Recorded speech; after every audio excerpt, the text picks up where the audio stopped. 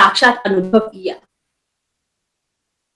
वैदिक रीति से संतान का निर्माण। आश्चर्य हो रहा होगा कि वैदिक रीति से विवाह आदि संस्कार तो सुने हैं, लालन पालन भी वैदिक रीति से। जी हाँ, आर्य संस्कृति की यह एक विशेषता है कि इसमें संतान निर्माण की विद्या या विज्ञान है, जिससे उच्च आदर्शों से परिपूर्ण संतान तैयार हो, ताकि जिनका पालन और लालन हमने फूलों की तरह किया, वो बड़े होकर भी फूल ही रहें, शूल ना बन जाए। संतान एक सच्चे हीरे की तरह होती है, और हीरा उतना ही मूल्यवान होता है जितना उसका संस्कार किया जाता है, यानी कटिंग, पॉलिश आदि करना। इसी प्रकार संतान को भी जितना संस्कारों से संवारा जाए, वह उतनी ही गुणवती बन जाती है।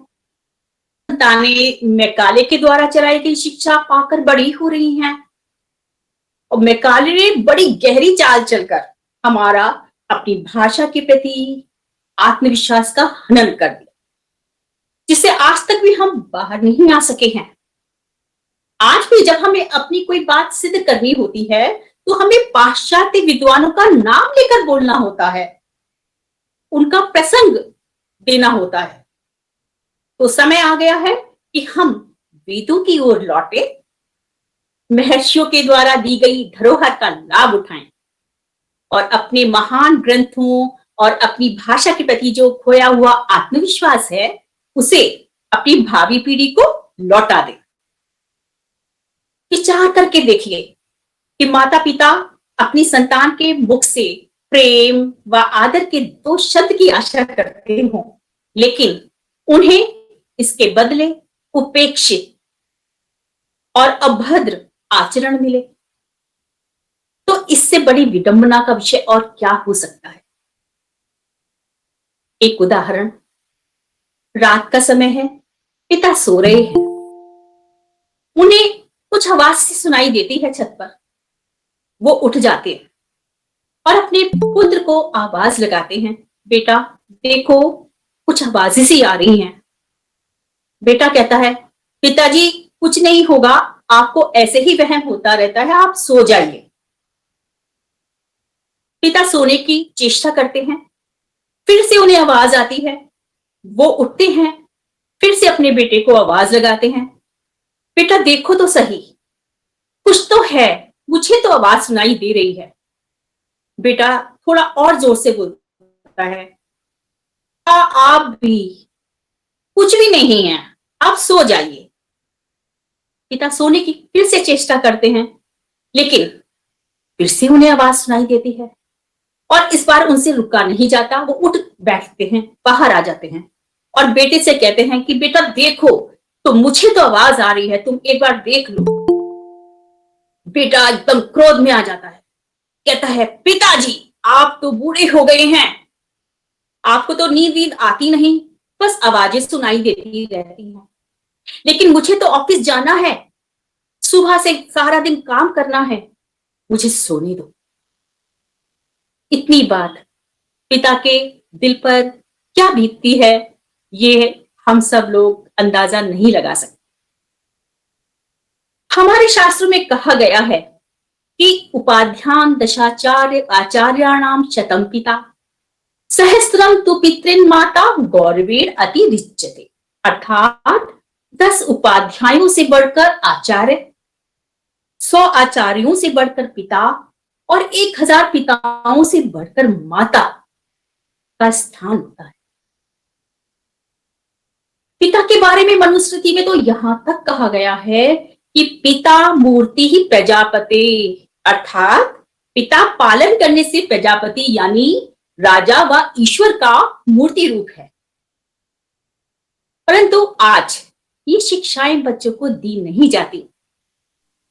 वो जो धारावाहिकों में या अपने घरों में देखते हैं, ऐसा ही व्यवहार करने लगते हैं। यदि बच्चों का व्यवहार कटु है या अनुशासनहीनता है, तो उसमें दोष कहीं ना कहीं हमारा भी है। हमने प्यार दुलार तो बहुत किया, हमारे हमें मार भी रहा होता है तो हम सहन करते जाते हैं, हंसते जाते हैं, उसे समझाते नहीं है कि यह अनुचित है। वस्तुतः संतान को जन्म देना ही पर्याप्त नहीं, उसका प्रतिपल उचित रीति से पोषण संवर्धन करना भी आवश्यक है, जो किसी तप से कम नहीं है। और विशेषकर 21वीं सदी के बच्चे जो जन्म ही सोशल मीडिया के साथ लेते हैं। स्कूल भेजकर, मोटी सी फीस भरकर हम अपने कर्तव्यों की इतिश्री नहीं समझ सकते। सतयुग में जो बात थी वो त्रेता युग में नहीं थी, और जो त्रेता युग में बात थी वो द्वापर में नहीं थी, और अब तो कलयुग है। इसमें रोकना, टोकना, ठोकना, ये तो सारी चीजें वर्जित हैं। सच तो ये है कि बच्चे बड़ों को देखकर सीखते हैं। उन्हें जैसा परिवेश, जैसा वातावरण मिलेगा, उसी के अनुसार गुण या अवगुण ग्रहण कर लेंगे। हमारे ऋषि मुनियों ने सहस्त्रों वर्ष पूर्व ही संतान निर्माण की आवश्यकता को समझ लिया था। इसीलिए वैदिक संस्कृति में 16 संस्कारों का विधान किया गया। सुयोग्य संतान पाने के लिए शिशु के जन्म से पहले ही संस्कार आरंभ हो जाते हैं। गर्भाधान संस्कार के द्वारा माता पिता को प्रसन्न रहना, अच्छा भोजन करना, अच्छे धार्मिक विचार मन में लाना आदि की शिक्षा दी जाती थी। गर्भ के तीसरे महीने पुंसवन संस्कार होता था, क्योंकि उस समय शिशु का मस्तिष्क विकसित होना आरंभ हो जाता है। द्वारा शिशु में अच्छे संस्कारों की नींव रखी जाती है। तीसरा संस्कार था सीमंतोन्नयन संस्कार, जिसका उद्देश्य शिशु में अच्छे गुण, स्वभाव और कर्म के संस्कार देना है। और बाकी संस्कार जन्म के बाद जो होते हैं हम सब जानते ही हैं, जात कर्म संस्कार, नामकरण, निष्क्रमण, अन्नप्राशन आदि आदि। इस प्रकार बड़ी ही सूझबूझ के साथ इन संस्कारों का विधान किया गया है, परंतु बहुत ही कम संख्या होगी उन लोगों की जो इसका पालन कर रहे होंगे। मेरे ख्याल से मुझे ऐसा लगता है कि 50% भी लोग पूरी तरह से पालन इसका नहीं करते। विद्यारंभ संस्कार के साथ जब बालक गुरुकुल में शिक्षा आरंभ करता था तो उसे प्रेमपूर्ण अनुशासन में रहना सिखाया जाता था। बालक अपने दैनिक कर्तव्य स्वयं करता था, आश्रम के सभी कार्य भी कर लेता था, छोटे मोटे कार्य। भौतिकता से दूर एक सादा जीवन बिताया करता, जिससे उसमें आत्मनिर्भरता, सहनशीलता आदि गुणों का विकास हो जाता था। आज गुरुकुल जैसी शिक्षा व्यवस्था नहीं है, परंतु आज भी अगर हम अपने बच्चों को अपनी सामर्थ्य से अधिक सुख सुविधा दे देते हैं, और इसके कारण वो धन का महत्व नहीं समझते, वे प्रतिदिन नवीन से नवीन मांग रख लेते हैं, जो दूसरों के पास देखते हैं वही उनको भी चाहिए होता है। छोटे मोटे कामों के लिए भी दूसरों पर निर्भर करने लगते हैं, अपने आप से स्वयं से कोई कार्य करना नहीं सीख पाते। तो दोष हमने ही अपनी संतान को सही ट्रेनिंग नहीं दी, सही प्रशिक्षण नहीं दिया, क्योंकि बालक ने खाना पीना छोड़ दिया, इसलिए माता उसकी अनुचित मांग भी मान लेती है। तो बालक को समझ आ जाता है कि अपनी बात हमें कैसे मनवानी है। छोटे छोटे बालकों के हाथ में माता पिता प्यार दुलार के नाम पर मोबाइल पकड़ा देते हैं, और मोबाइल देना बालकों को मानो AK-47 देने जैसे है। पर आज प्रत्येक बालक मोबाइल लेकर घूम रहा है, उसे जिद करने से कौन रोकेगा?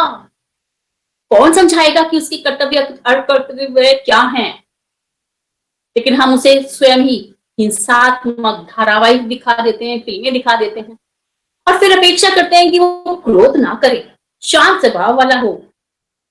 तो क्यों भूल जाते हैं कि बालक एक कोरे कैनवस की तरह होता है, वह जो देखेगा, सुनेगा, वही चित्र उसके मन मस्तिष्क में बनते जाएंगे। वैदिक संस्कृति में नित्य प्रातः बालकों को, बड़े बुजुर्गों को प्रणाम करना, चरण स्पर्श करना, सेवा करना अच्छा आचार व्यवहार माना जाता था।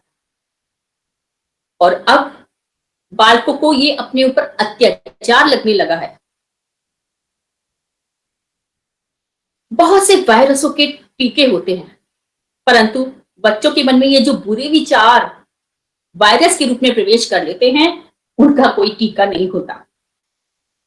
उन्हें हमें अपनी सूझबूझ से ही ठीक करना होता है। जब हम वैदिक रीति से संतान निर्माण की बात करते हैं, तो कहना चाहते हैं कि आज चाहे बालक गुरुकुल में नहीं रहते, परंतु उन्हें घर में ही आध्यात्मिक वातावरण देना चाहिए। यदि माता पिता आध्यात्मिक हैं, नियमित रूप से संध्या वंदन करते हैं, घर में पंच महायज्ञों का नियम है और बालकों को उसमें सम्मिलित किया जाता है, उसके हाथों से भी दान आहुति आदि क्रियाएं करवाई जाती हैं, उन्हें समझाया जाता है कि बलि वैश्यदेव आहुति का क्या महत्व है, तो बच्चे सही रहेंगे। क्योंकि बचपन के संस्कार आजीवन रहते हैं। बालकों को छोटी आयु से ही अर्थ बताते हुए मंत्र उच्चारण सिखाना चाहिए। आसन प्राणायाम आदि करने से उनमें सकारात्मक सोच, अच्छा स्वास्थ्य और जीवन मूल्यों की ठोस नींव पड़ जाती है। शास्त्रों में कहा गया है कि 8 वर्ष की आयु से बालक को सूर्य नमस्कार तथा नाड़ी शोधन क्रिया आरंभ कर देनी चाहिए। क्योंकि हमारी जो एक नाड़ी होती है, पिनियल ग्लैंड्स जिसे हम कहते हैं, जिसे तीसरा नेत्र भी कहा जाता है, उसे योग एवं ध्यान के द्वारा सक्रिय किया जा सकता है। क्योंकि आयु के साथ साथ इसकी शक्ति क्षीण होने लग जाती है, लेकिन यदि योग और ध्यान किया जाए तो ये सक्रिय किया जा सकता है। व्यायाम करने से शारीरिक मानसिक स्वास्थ्य तो बना ही रहता है, साथ ही आत्मविश्वास और सही निर्णय लेने की क्षमता का भी विकास होता है। जिन माता पिता को अपने बालकों से ये शिकायत रहती है कि पढ़ाई में ध्यान नहीं लगा पाते, उन्हें तो बालकों से ये प्राणायाम और योगासन अवश्य ही करवानी चाहिए। इसके अतिरिक्त संतान निर्माण या बालकों के पालन पोषण के लिए आयुर्वेद में बहुत ही महत्वपूर्ण तथ्य उजागर किए गए हैं, जिनको गंभीरता से नहीं लिया गया। थोड़ा सा बात मैं अब उस पर भी करना चाहूंगी। आयुर्वेद 5000 वर्ष पुरानी जीने की कला है, जिसे हम जीवन विज्ञान भी कहते हैं। इसका उद्देश्य है प्रकृति के साथ संतुलन बनाकर रखना। आयुर्वेद में 3 दोष बताए गए, हम सब जानते हैं, वात, कफ और पित्त। हम सब में ये तीनों रहते हैं, लेकिन अलग अलग मात्रा में। जैसे हम सबके फिंगरप्रिंट्स अलग अलग होते हैं, वैसे ही इनकी मात्रा भी हर व्यक्ति में भिन्न होती है। और यह भी जरूरी नहीं कि एक परिवार में सबके दोष एक जैसे हो। कफ वाले माता पिता की पित्त वाली संतान भी हो सकती है, क्योंकि वो दादा दादी से भी ये ग्रहण कर सकते हैं या नाना नानी से भी ये ग्रहण कर सकते हैं। जिसके शरीर में इनमें से जो भी दोष अधिक मात्रा में होगा, उसी के अनुसार उसके स्वभाव की कुछ खास विशेषताएं होंगी। और यदि हमें इसका पता चल जाए कि हमारी संतान के शरीर में कौन सा दोष अधिक प्रभावशाली है, तो बहुत सी आदतों को हमें समझना बड़ा सरल हो जाता है। जैसे कफ दोष वाले बच्चों को आराम करना बहुत अच्छा लगता है। ये घड़ी में 2 अलार्म लगाकर सोते हैं, क्योंकि एक अलार्म से इनका काम नहीं बनता। तो माता पिता उनकी प्रकृति समझ नहीं पाते और उन्हें आलसी ठहरा देते हैं। डांटने के स्थान पर उन्हें आलस्य से दूर रखने के लिए किसी न किसी काम में यदि लगाया जाए तो अच्छा होगा। इसी प्रकार पित्त प्रधान बालक खेलकूद में बहुत अच्छे होते हैं और जिस भी खेल को खेल रहे होते हैं उसमें पूरी शक्ति लगा देते हैं। उन्हें ट्रॉफी जीतकर ही लानी होती है। तो माता पिता यदि खेल पर रोक टोक करेंगे तो बालक कुंठित हो जाएगा या एग्रेसिव हो जाएगा। उन्हें खेलकूद से रोकेंगे तो आप उनकी प्रगति में बाधा बनेंगे, और यदि उसमें सहयोग करेंगे तो हो सकता है वो सफलताओं के शिखर को छूए। और जो वाक प्रधान बालक होते हैं, इनकी कल्पना शक्ति बहुत तीव्र होती है। इन्हें सुनकर सीखना अच्छा लगता है। तो यदि अगर आप इनको किताब देकर बैठा देंगे कि बच्चा पढ़ो, बच्चे पढ़ो इसको, तो वो बैठे ही रह जाएंगे, उन्हें कुछ समझ नहीं आएगा। लेकिन जब वो सुनकर या देखकर सीखेंगे तो बहुत शीघ्रता से सीख लेंगे, क्योंकि ये उनकी प्रकृति है। एक ही माता पिता के अलग अलग बच्चों में भी भिन्नता पाई जाती है। जब हम बच्चों की इस भिन्नता को या विशेषता को समझ लेते हैं तो हम उनके साथ बेहतर संबंध बना पाते हैं। आयुर्वेद ने हमें यह उपकरण दिया है ताकि हम उनके विशेष प्रभाव को पहचान सकें और उसी के अनुसार उनसे आशा करें। एक और बात जो मैं कहना चाहूंगी कि हम परिवार में होने वाली जो बातें होती हैं, झगड़े होते हैं या अनेक प्रकार की चर्चाएं होती हैं, बच्चों के सामने कर देते हैं, जिससे उनके मन मस्तिष्क पर बहुत बुरा प्रभाव पड़ता है। तो जैसे हम बच्चों को दूध और पानी ये सब छान छान कर पिलाते हैं, उन्हें बातें भी छान छान के बतानी चाहिए, यानी सोच समझ के कि क्या उनके लिए सही है, क्या उन्हें बताना उचित रहेगा, क्या नहीं रहेगा। होता यह है कि जब समस्या अधिक बढ़ जाती है, तब माता पिता बाल मनोवैज्ञानिकों के पास जाकर समस्या का हल ढूंढते हैं। बहुत सा धन भी खर्च हो जाता है, लेकिन समस्या का हल तो पूरी तरह फिर भी नहीं हो पाता, बहुत कठिन होता है। आज वृद्धाश्रम बढ़ते जा रहे हैं, कारण धन की समस्या या घर के छोटा होना नहीं है। बहुत बहुत संपत्ति वाले लोग, धनाढ्य लोग भी वृद्धाश्रम में जा रहे हैं। कारण है मन का दूर हो जाना, जिसे जनरेशन गैप का नाम दे दिया जाता है। हमें इन समस्याओं के समाधान के लिए निश्चित ही वेदों की शरण में जाना होगा।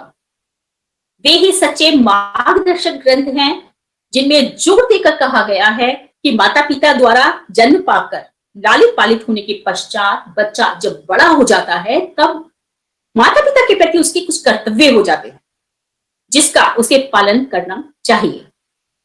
वैदिक संस्कृति कहती है कि माता पिता के ऋण से मुक्त होना असंभव है।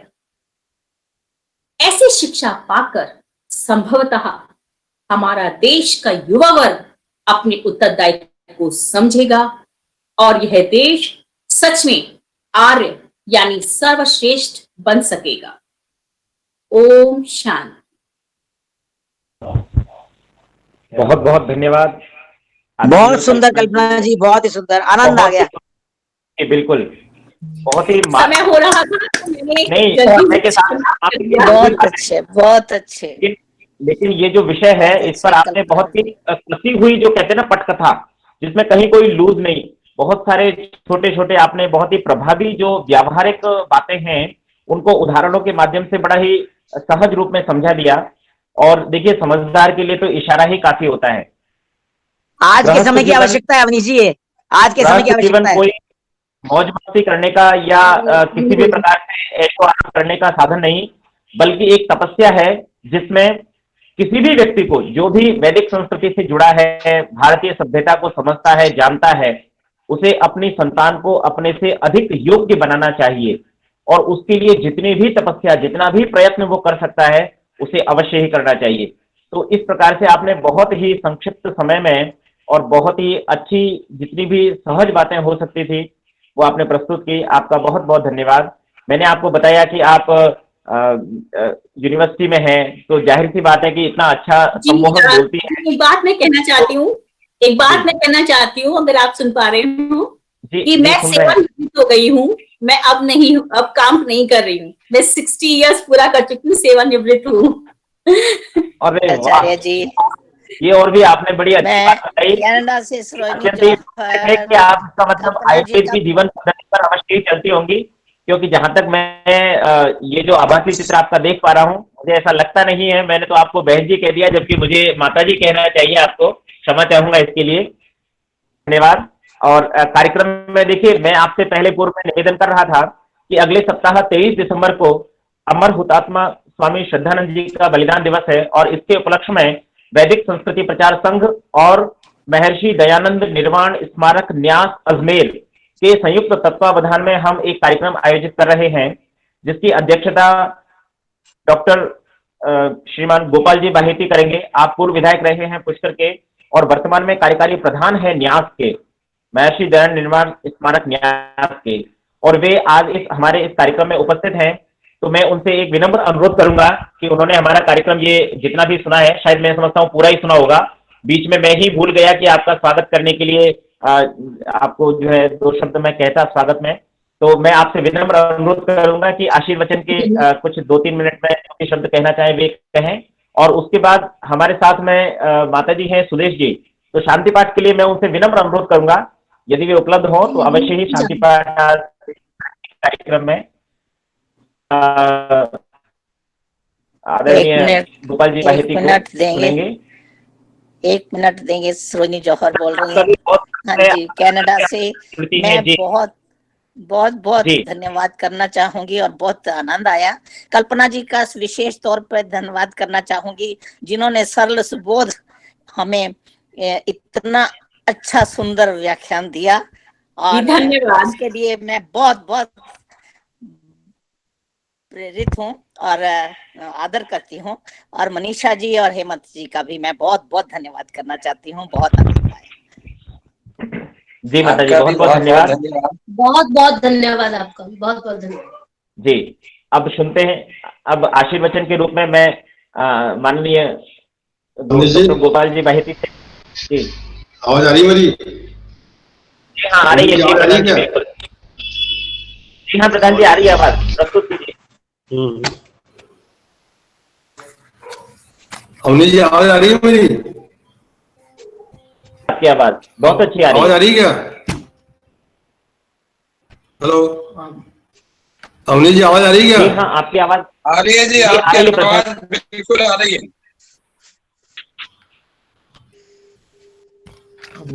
हेलो हेलो हेलो आ रही है प्रधान जी, बोलना करें। अवनी जी आवाज आ रही है क्या नहीं मेरी? दे रहा हूँ वो अलग बात है, लेकिन हमें जी हाँ आवाज आ रही है।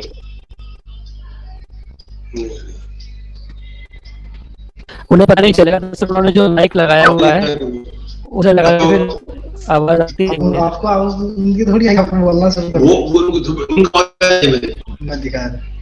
हेलो हेलो राहुल जी, आप सुन रहे हैं? आवाज आ रही है मेरी? तो मुझे आवाज जी हाँ, आवाज आ रही है आपकी। आ रही है।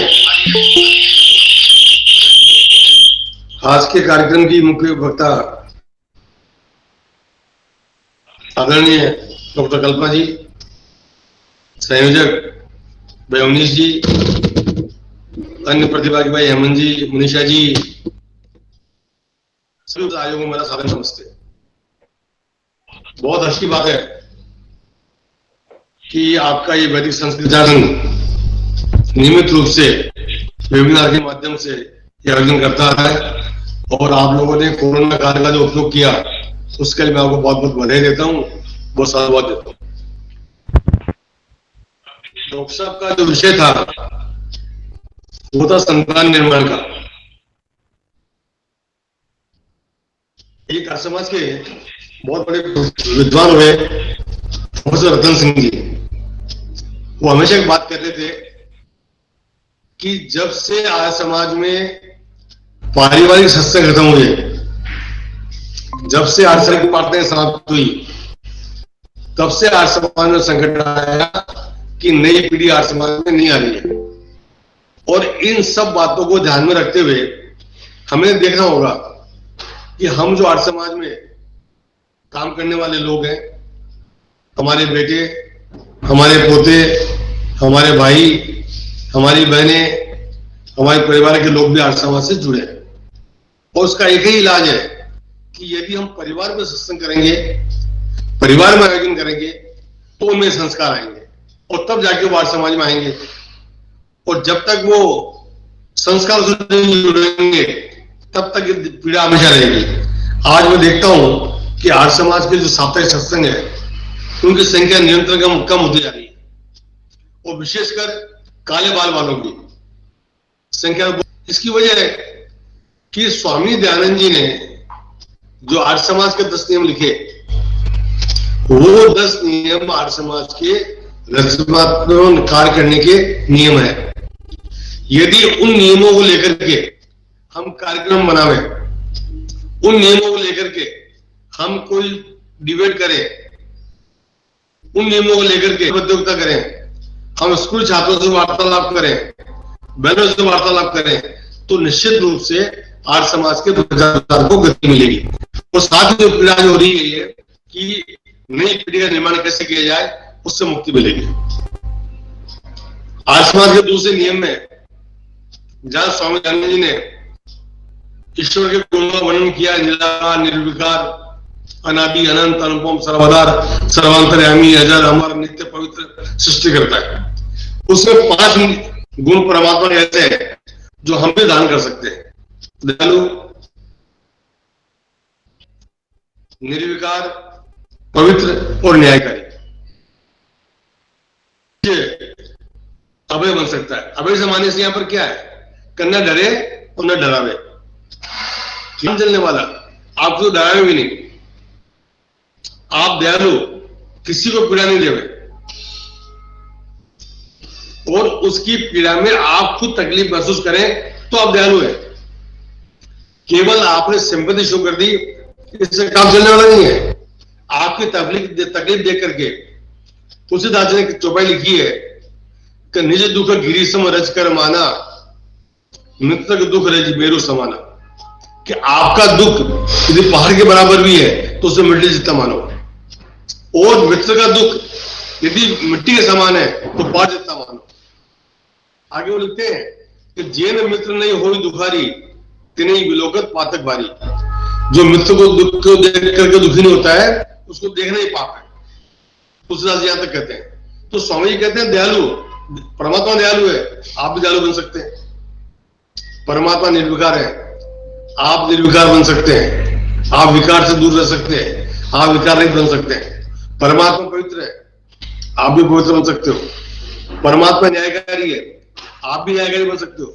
न्यायकारी से मतलब क्या है, क्या न अन्याय सहन करें और न अन्याय करें। हम अन्याय करें भी नहीं, अन्याय सहन भी नहीं करें। हो गया अन्याय होता हो तो वह हम पीड़ित व्यक्ति के साथ खड़े दिखें। ये आर्य समाज का सिद्धांत है। आर्य समाज में किसी प्रकार से आप स्वामी जी आगे लिखते हैं कि सत्य के ग्रहण करने और असत्य के छोड़ने में सदा तैयार रहो। सबसे प्रीतिपूर्वक धर्मानुसार यथायोग्य बर्ताव करो। सबकी उन्नति में अपनी उन्नति मानो। आज जो सबका साथ सबका विकास ये नारा मोदी जी दे रहे हैं, ये कहां से लिया उन्होंने? तो ध्यान का नाम नहीं बोलेंगे, उनको डर लगेगा इस बात से। जबकि स्वामी दयानंद जी तो उस वक्त कह गए थे आज कि सबकी उन्नति में अपनी उन्नति। खुद की उन्नति से आपको संतुष्ट होना है। आपका पड़ोसी, आपका परिवार, आपका मित्र, आपका समाज, आपका राष्ट्र, आपका जिला, आपका गांव, सब में आप उन्नति में आपकी भागीदारी हो, तब आप सही माने में आर्य समझिए। एक समय ऐसा था, स्वामी श्रद्धानंद जी के जीवन की बात बताता हूं आपको। आज डॉक्टर अंबेडकर को दलित उद्धार के रूप में प्रचारित किया जाता है कि 1800 कुछ मतलब अंबेडकर से बहुत पहले स्वामी श्रद्धानंद जी ने, जब महात्मा मुंशीराम जी थे, तब बनाती थी दलित उद्धार सभा। लेकिन उसका वर्णन कहीं नहीं है, कोई प्रचार नहीं कर पा रहा है, न उस मंच को हम काम में ले पा रहे। आर्य समाज एकमात्र ऐसी संस्था है कि जिसने शूद्र को भी ब्राह्मण बनाया है और ब्राह्मण ने काम दिया है, उसके बाद भी शूद्र हमसे दूर है। क्या वजह है? हमें विचार करना पड़ेगा इस बातों को। तो मैं भाई उन्नीस जी से ये निवेदन करूंगा, ऐसी गोष्ठियां निरंतर करते रहें, लोगों को जोड़ते रहें, और जो ज्वलंत मुद्दे हैं उन पर हम चर्चा करें, उन पर विचार करें। आज जो अभी डॉक्टर कल्पना जी बोल रही थी, उनकी बात मुझे बहुत अच्छी लगी, लेकिन सवाल इस बात का है कि जाति को स्वामी दयानंद ने इतनी आजादी दी, इतने उनका अधिकार दिए, उनके साथ न्याय किया। आज आर्य समाज में कितनी महिलाएं हैं? मैं भी जाता हूं आर्य समाज में तो मेरे घर से कोई नहीं जा रहा है। कम महिलाएं आर्य समाज में। ये सब बातें विचार करने की बात है, और सबका समन्वित प्रयास होगा। सब मिलकर प्रयास करेंगे, सब मिलकर करेंगे, तब काम चलेगा। आर्य समाज के पास न ज्ञान की कमी है, न वक्ताओं की कमी है, न लेखकों की कमी है, और न प्रचारकों की कमी है। फिर कमी कहां आ रही है, किस जगह आ रही है, ये विचारणीय प्रश्न है। हम हमारे सत्संगों को आर्य समाज मंदिर से बाहर निकाले, हम उनको दलित बस्ती में ले जावे, हम उसको बिजली बस्ती में ले जावे, हम उसको चौराहे पे ले जावे, हम उसको मंदिर में ले जाए, हम उसे गुरुद्वारे में ले जाएंगे, हम उसे चर्च में ले जावे। सदानंद जी एकमात्र व्यक्ति हैं कि जिन्होंने मस्जिद पे खड़े होकर जिन्होंने वेद मंत्र बोले थे, उसके बाद है कोई नहीं है। श्रद्धांजलि जी की घटना आती है कि जब वो गुरु कांगड़ी में बैठे हुए थे तो उनके कुछ मुस्लिम मित्रों से मिलने आए। मुस्लिम मित्रों ने कहा स्वामी जी चले, बहुत टाइम हो गया है, हमारा नमाज का वक्त हो गया। तो स्वामी श्रद्धांजलि का नमाज ही पढ़ लो। कहाँ जाके पढ़ोगे? तो कहा यहाँ का पढ़ेंगे, या तो आपके उनका ये पढ़ लो एक शाला में। गुरुकुल कांगड़ी की एक शाला स्वामी जी ने ऑफर करी, इससे बलुचिस्तान कौन सा होगा नमाज पढ़ने के लिए? इतना दिल आपका होना चाहिए। सिद्धांत सोचा थोड़ी समझते क्या सिद्धांत जी ने? सिद्धांत जी के आपसे मेरे से कम नहीं थे, उनमें ऋषि भक्ति आपसे मेरे से कम नहीं थी, वेद के प्रति आस्था आपसे मेरे से कम नहीं थी। उसके बाद भी उन्होंने ऑफर किया, तो कोई तो वजह से बात की होगी। स्वामी दयानंद की आसपास स्थापना में यदि आपको याद हो तो एक मुस्लिम सज्जन में से थे जिन्होंने चंदा दिया था। आर्य का मतलब श्रेष्ठ व्यक्ति हर जगह हो सकता है। उसकी श्रेष्ठता को हम स्वीकार करके आगे बढ़े, हमारी बात के श्रेष्ठता को उससे बताएं, तो उसको आगे बढ़ाएं, तब जाकर के आर्य समाज का प्रचार प्रसार होगा। मैं रात का समय ज्यादा वक्त नहीं लूंगा, लेकिन मैं आप जरूर कहूंगा बात को। मैं एक कवि ने लिखा है, यदि आर्य समाज नहीं होगा तो क्या होगा? उस तन की कौन कमाई है जिस तन ने किया शुभ काजे नहीं, वो नारी है निंदा के योग्य सर जिस नारी के नैनों में लाज नहीं। समझो उस देश को नरक अभय जिस देशों में राज सुराज नहीं, उस नगरी की शोभा फीकी है जिस नगरी में आर्य समाज नहीं, उस नगरी में वहां वेद की रक्षा कौन करे जहां कायम आर्य समाज नहीं। और अंतिम बात में आपसे कहेंगे कि स्वामी दयानंद नहीं आते। अजय भाई हेमंत ने बोला था कृष्ण दयानंद की जय बोलो।